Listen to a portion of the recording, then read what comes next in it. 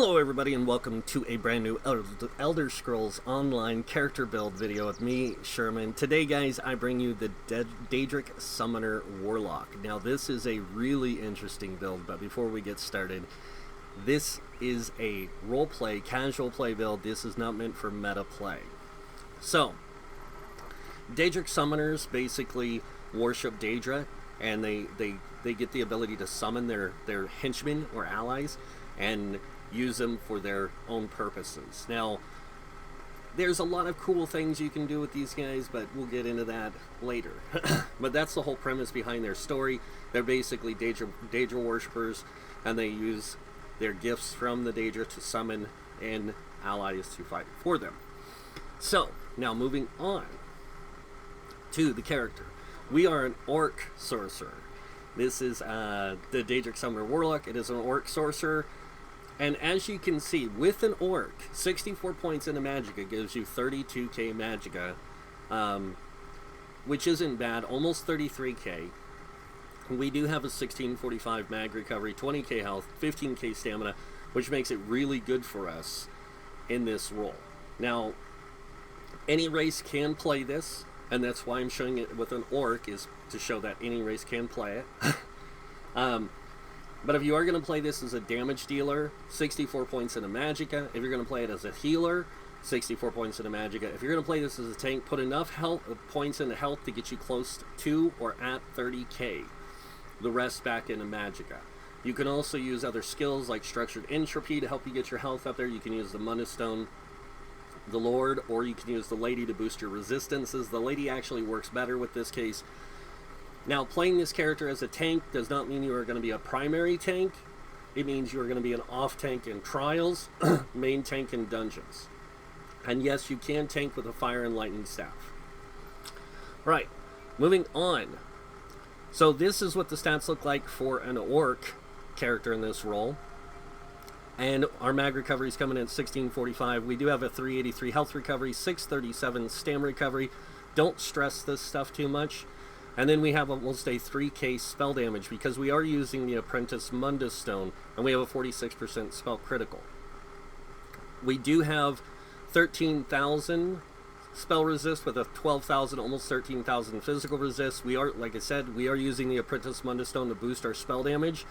You can use the Thief Mundstone, the Lover Mundstone in place of this if you want to, depending on what you want to get out of it. Excuse me. But those are your choices.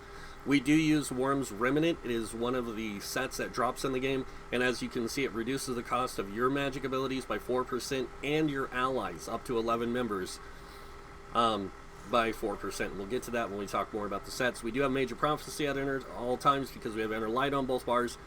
We do have the Summon Twilight Matriarch and the Summon Volatile Familiar, along with Witch Mother's Potent Brew as our main source of resources, or our food. So this does Mag Recovery, Max Magicka, and Max Health. You can use Citrus, Clockwork Citrus Fillet as one of your foods. It's a gold food, and it will give you higher health Mag Recovery. Also gives you Health Recovery, higher Max Magicka, and higher Max Health because it's gold food. Not by much, but enough to carry you a little bit higher. Moving on to the potions and equipment and stuff like that. Excuse me for the coughing or clearing of the throat. We do use tripods for when we're tanking. We use the spell power pots for when we're playing DPS or healer. And then we use tri-stat food for when we're tanking primarily. And that's so we can take advantage of all three resource types with our character. Now going over our sets, starting with our first set, you guys can already see it is the Alhambra set. Now this is a really good set for this setup because it gives you an extra bit of Max Magicka, and in the two-piece, when you deal flame or shock damage, you have a 10% chance to summon a meteor shower or a lightning storm that deals X amount of damage to all enemies within 4 meters every second for 5 seconds, and it can happen every 8 seconds. So it's really nice. The next set we're using is the Juliana set, and as you can see, we do have a crafted heavy reinforced piece here, but the reason we use the Julianas is for the extra spell crit On the 2-piece, the 3-piece is more Max Magicka, 4-piece is more Spell Crit, and then the 5-piece is extra spell damage. Now our final set is called Worm's Remnant, and this one most people say is a healer set. It's just a support set, that's it. This set is designed to offer group support. Now the first piece adds spell damage, the next, the 3-piece adds max magicka, 4-piece adds mag recovery, and then it reduces the cost of your magic abilities by 4% for you and 11 other group members within 28 meters of you. So this can reach your whole raid group, everything. It's really powerful and it's really nice, especially in the fact that you're a damage dealer, so you're going to be a little bit more upfront. So you're going to be throwing out damage, but you're also going to be able to reach a greater radius of people with Worm's Remnant. Moving on to the weapons. Sorry, not our weapons. Moving on to our traits and enchants on the gear. Starting with the monster set, we are using Well Fitted on the helm. It is light, and this way we get that reduced dodge roll cost and sprint cost, but we also use a tri-stat enchant here so we can hybridize to play all 3 roles. Moving on to the shoulders, we are using Divines with Max Magicka, Light, and all the small pieces will be this way. So the smaller pieces are going to be Divines with Max Magicka, as you can see, and the Magicka is there to boost our Magicka pool. The Divines is there to boost our Mundus Stone use. Now going on to the body piece, we are using the Tri-Stat enchant to give us that hybridization, and reinforced on a heavy chest to give us that higher resistance value so we can have greater resilience in our playstyle. And then the leggings are also medium with Well Fitted. This way we can reduce the dodge roll cost and use the Tri-Stat here as well to give us that hybridization to play all 3 roles. Now moving on to the jewelry. Both rings here are Tri-Rune with spell damage on them. This way you can maximize your all 3 stats again to hybridize, but you can also get that greater spell damage out of your character. Now the next piece, we are using a Bloodthirsty necklace with a mag recovery. As you can see, we do have a 1645 mag recovery with just Bloodthirsty here.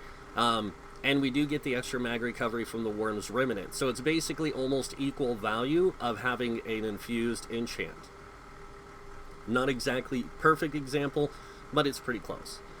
Moving on to the back bar, or to the weapons now, sorry. The first weapon we have is a Worm's Remnant Staff, or a Worm Cult Staff. Fire, or a Flame Staff, Nirnhoned with a Disease Damage enchant. The Disease Damage enchant is just to kind of give you that feel of being like a Warlock, an evil, summoner type character. And then you can change that out with other enchants if you want. I just like to use Disease with this because we do get 5% more physical damage, and it does apply to the Disease Damage enchant. So don't ask me why, it just does. I think it does. I'm not 100%, but I just like to use it anyways. Nirnhoned to boost our weapon and spell damage, so we can take advantage of both weapon and spell damage if we need to. And then we have the Lightning Staff of the Worm Cult infused with a weapon and spell damage enchant. This is to maximize our spell damage and our weapon damage if we need to use any physical damage abilities. Now that I've done that, we're going to go over skills.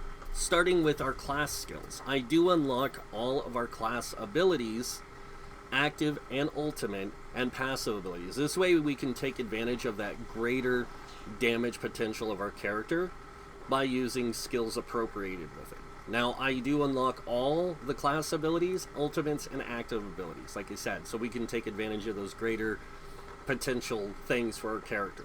So, alright, moving on to weapon skills. Destruction Staff is our primary weapon that we use, so we do learn the ultimate, active abilities, and passives. And we can take advantage of using an Ice Staff for when we tank, which is really nice. And we already use a Fire and Lightning Staff, so that's good. If you want to play this as a healer, you can learn the Restoration Staff active and passive abilities along with ultimate. This will give you more effective heals to play this as a healer. Moving on to armor. Light armor, we are a light armor wearer, so we do have the active ability and all the passives for when we need to play this as a tank type character or even as a damage dealer or healer. Medium armor, we take the top 2 and the bottom 1. This is so we can take advantage of our passive or our ability to play with stamina abilities. And then the heavy armor is so we can get more resilience out of our character for survivability.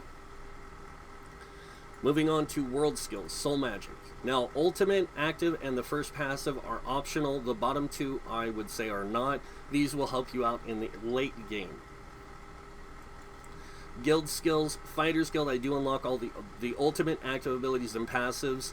This way I can use them in different roles, different situations. Same thing with the Mage's Guild, same thing with the Sigic Order, and the same thing with Undaunted. I unlock all the active abilities, passives, and ultimates to each of these skill lines so I can take advantage of them for the different roles I want to play or how I want to use the skills in different situations.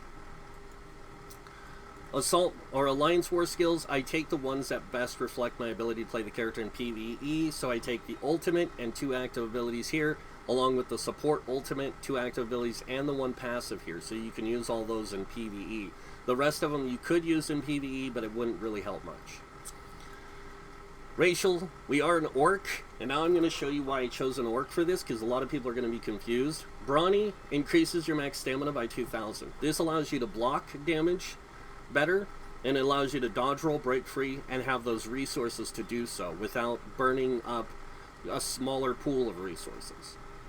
Now, Unflinching Rage also gives us increased health, and then when you deal damage with a weapon ability, this includes your Lightning Staff abilities, you gain 660 health. So you will heal every time you deal damage with a weapon ability. So that means your Wall of Elements can heal you.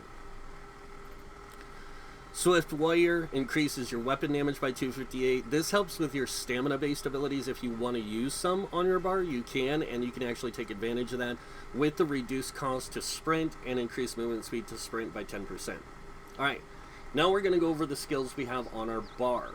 Starting with the first skill, we have Crystal Fragments. This is our primary spammable we will use with light attacks. So this thing does a lot of damage up front, and then casting any other magic ability has a 35% chance of causing your next crystal frags to be instantly deal 20% more damage and cost 50% less.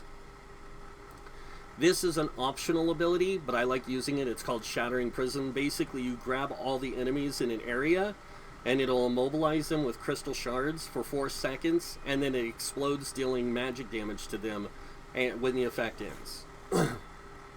Our next ability has to be slotted on both bars, and that is our Volatile Familiar. Now this thing deals X amount of shock damage, and then once summoned you can activate the Familiar special ability, dealing shock damage every 2 seconds for 8 seconds to nearby enemies near him, and the final pulse will stun all 3 enemies hit for 3 seconds. The Familiar remains until killed or unsummoned. The next one we have is called Summon Twilight Matriarch. Now this one has an active ability that does damage up front, and then it kicks and deals shock damage for X amount of shock damage. So this thing does a lot of shock damage, as you can see. But on top of that, once summoned, you can activate the Twilight Matriarch special ability, causing it to heal the Matriarch and up to 2 other friendly targets for X amount of health. And of course, the Twilight Matriarch remains until killed or unsummoned. Then we have Inner Light. We have this for the slotted purposes. While slotted, your max magic is increased by 5%. You gain Major Prophecy, increasing your spell critical rating by 2191. And it actually isn't just 5%. You actually go to 7% for having a Mage's Guild ability slotted. So it's really nice. You get a 7% max magicka and 2% extra mag recovery. The next ability is also a floater, which is Aggressive Warhorn. Now this one, when you activate it, it gives you and your allies 10% more max health and stamina, and you also gain Major Force, increasing your critical damage by 15% for 9 seconds. Now these 2 abilities here that I say are optional, they can be floated out with other abilities. Destruction Staff has some great abilities like Destructive Clench, or even Crushing Shock or Pulsar are abilities you can put in place here. And then for the ultimate, you can also use Elemental Rage. So, moving on to the back bar, we have Lightning Flood. Now this is a little different from the other one. This has a 6-meter radius instead of 4, and it has an 8-second duration instead of 12. And then it also does X amount of damage to the enemy for 8 seconds, and then while standing in the area, another person can activate the synergy, dealing X amount of shock damage. Next ability we have is our Unstable Wall of Storms. Now everyone's going to ask, why did you choose Unstable over Stable Wall, the normal Wall of Storms? The reason I did this is because they do about the same amount of damage in the long run, but this one does shock damage to all enemies in the target area every second for the duration of 6 seconds. And then the final one, final thing it has is any concussed enemies can be set off balance for 5 seconds. But when the effect ends, the barrier explodes, dealing X amount of shock damage to all the enemies in the path. So it doesn't matter if they just walked into it or whatever, they're going to take that extra damage, and it's really nice. Next ability we have is Unstable Familiar, again, or the Volatile Familiar. This one does the shock damage, and you can activate its ability on the back bar. Same thing with the Twilight Matriarch.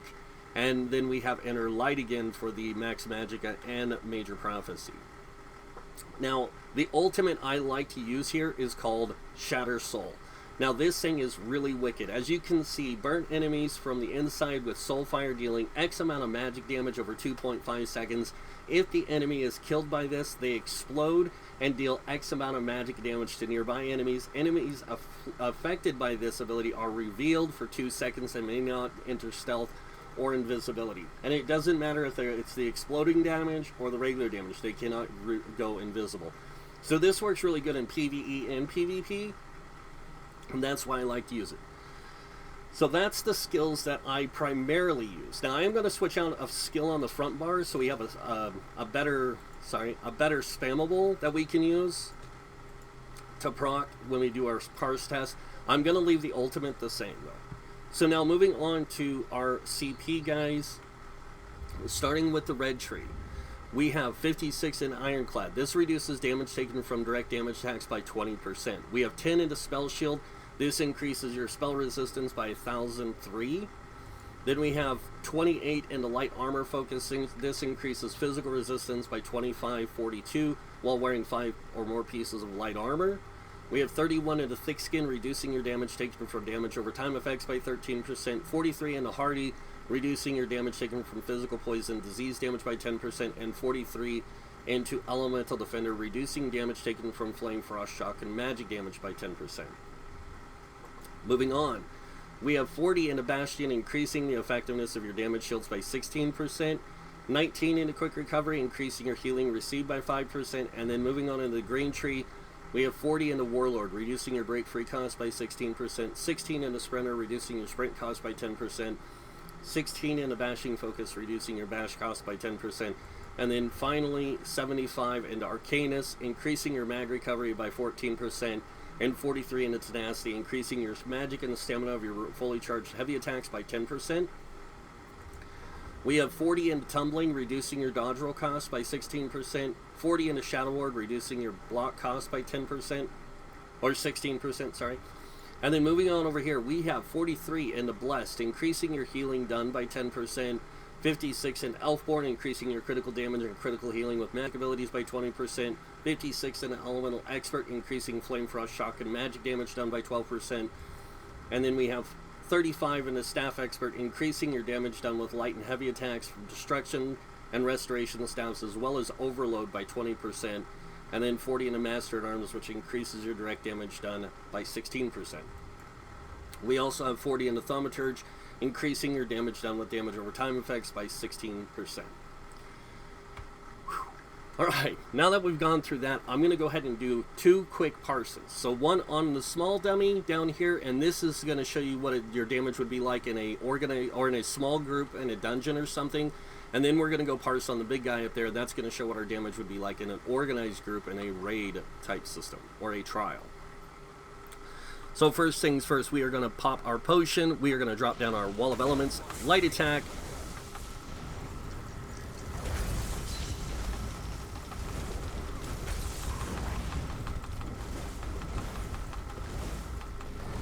And as you can see, we do a decent amount of damage, about 28k with that. It can do about 30k normally, but that's because it's just a very powerful damage dealer. So what we're going to do is we're going to do this again, but this time on the bigger one, and this time we're going to throw an ultimate in there, the Shatter Soul, to show you guys what the ultimate looks like when it's being used in damage also. But I'm going to wait for my potion to run out before I do that. And then we'll also use some of the abilities from the pets as well. So, potion.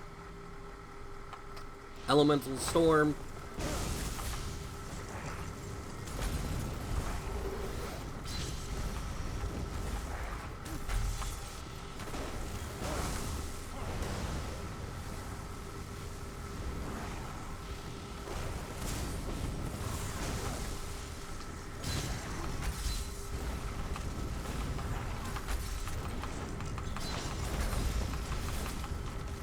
And as you can see, I can get to close to 40k with this. I can probably get 45k DPS with this if I can pull off the rotation a little bit better. But that's what this build looks like in damage form. So it's pretty fun. It can be a lot of fun. And then when you have the self-healing like that, and then you have this guy that can do shock damage and an AoE, it's really nice. So, alright. Now what we're going to do is we're going to jump over to the Depths of Malatar dungeon. And I'm not going to really change anything here. The reason why is because I'm pretty sure I'll be able to do this fine with just this setup. With just having the pet to heal me and having the other one to do damage. Because as you can see, I don't burn through a lot of magicka with this. Now I know I didn't show you guys the parses. Also, I will show you the parse results when we get into the dungeon real quick. With the small dummy and the big dummy, and go over that real quick just so you guys can see. This thing does do a lot of damage, and it can do a lot more. It's just, I'm not very good with it, to be honest. So, taking a look at the big dummy, you can see we have 35k magicka, almost 4,177 spell damage, 52% spell crit, 70% critical damage, and then 4,000 something spell pin. Our damage that we do with our pets and stuff is pretty good. Our crystal frags hits insanely high, and our light attacks can do a decent amount of damage. Our shatter soul hits for an absurd amount for 6 hits, and it's just crazy. And then on top of that, we have all this other stuff, and that's on the big dummy. On the smaller one, this is what it looks like. We have a normal 32% or 32k, almost 33k max magicka. We have almost 4k spell damage with a 52% spell critical, 70% critical damage, and of course this much penetration. And you can see again, our crystal frags hits like a bus, but everything else just does a good amount of overall damage. So now we're just going to go in here. We're going to fight all the way up to the first boss and see if we can take him out. I haven't tested this character yet in the dungeon. In this dungeon, I tested in another dungeon to see how well it would work out in a dungeon scenario. So I don't always test in this dungeon. I only use this primarily for the PvE testing. So.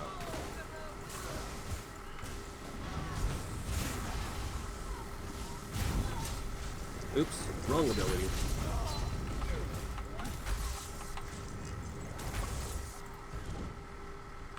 Oh, everything's dead. What do you know?